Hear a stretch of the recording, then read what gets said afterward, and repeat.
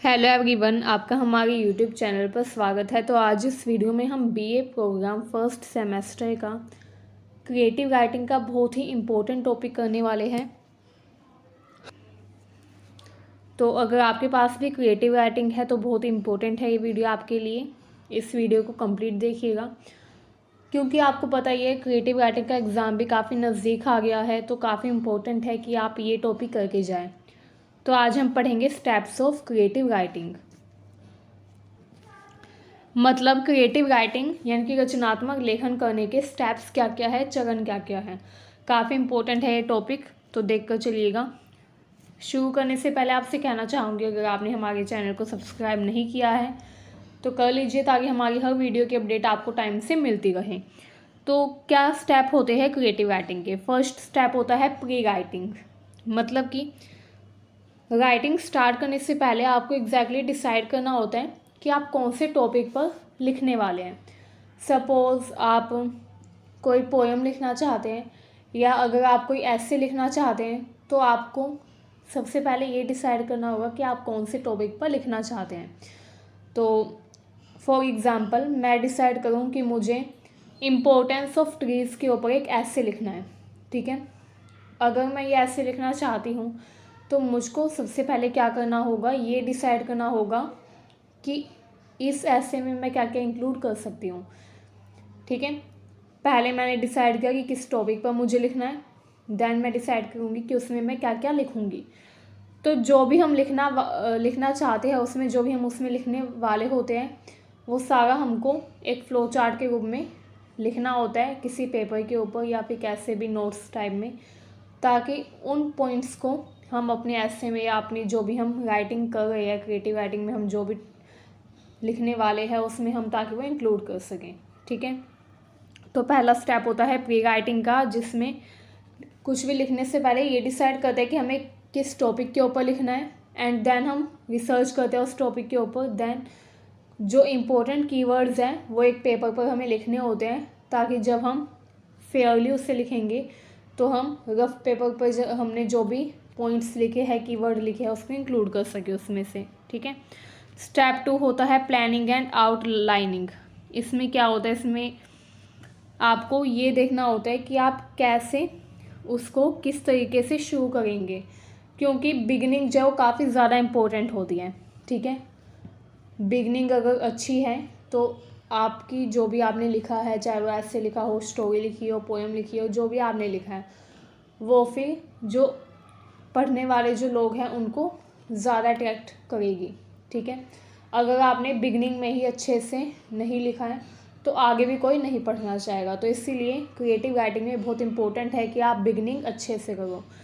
तो planning and outlining में यही होता है कि आप डिसाइड करते हैं कि कैसे आप लिखना शुरू करेंगे। आप प्लान बनाते हैं कि आपको कौन कौन सी चीज़ें इसमें ऐड ऑन करनी है, ठीक है। लॉजिकल वे में आप उसको स्ट्रक्चर करते हैं, ठीक है। लॉजिकल वे में आप उसको लगाते हैं, अपने मन के विचारों को उसमें ऐड ऑन करते हैं। तो ये काफ़ी इम्पोर्टेंट है कि आप प्लानिंग करें कि आपको कैसे लिखना है। अब यहाँ पर देखिए थर्ड स्टेप है writing a first draft. Final writing करने से पहले आपको एक फर्स्ट ड्राफ्ट लिखना होता है, जिसमें आप ये लिखते हैं कि आप क्या क्या चीज़ें लिखने वाले हैं फेयरली। मतलब कि जो भी आपने डिसाइड किया है क्रिएटिव राइटिंग में लिखने के लिए, उसको आप फेयरली लिखने से पहले रफली लिख कर देखते हैं एक फर्स्ट ड्राफ्ट के तौर पर, ताकि अगर उसमें कुछ भी मिस्टेक हो तो आप उसको सुधार सके, मॉडिफाई कर सके, ठीक है। तो थर्ड स्टेप क्या होता है कि आपने जो भी लिखने का सोचा है उसको आप पहले किसी रफ पेपर पर लिख लें, ठीक है। उसके बाद स्टेप 4 होता है रीड्राफ्टिंग एंड रिवाइजिंग। अब आपने जो फर्स्ट ड्राफ्ट में यानी कि रफ पेपर पर आपने जो कुछ भी लिखा है उसको आपको देखना होता है कि इसमें कुछ आपने ग्रामेटिकल मिस्टेक तो नहीं की, या फिर कोई और मिस्टेक तो आपने इसमें नहीं की। अगर उसमें कोई भी मिस्टेक हो तो आपको उसमें रिवीजन करनी होती है, यानी कि उस मिस्टेक को मॉडिफाई करना होता है, सुधारना होता है, ठीक है। Revising involve making changes to structure and reformulating arguments. Revising में क्या इंक्लूड होता है, आप देखते हैं कि आपने सही से लिखा या नहीं, कोई मिस्टेक हो तो आप उसको रीफॉर्म्युलेट करते हैं, ठीक है, उसमें कुछ चेंजेस करते हैं। तो ये हो गया फोर्थ स्टेप। अब नेक्स्ट एंड लास्ट स्टेप है step 5 editing and proof reading. इसमें आपको क्या करना होता है, editing focus on local concern like clarity and sentence structure. जो एडिटिंग है ये फोकस करती है लोकल कंसर्न्स पर, जैसे क्लैरिटी एंड सेंटेंस स्ट्रक्चर। आपको देखना होता है कि आपने जो भी लिखा है उसमें क्लैरिटी है या नहीं, मतलब कि आपका लिखा हुआ लोगों को समझ में आ रहा है या नहीं।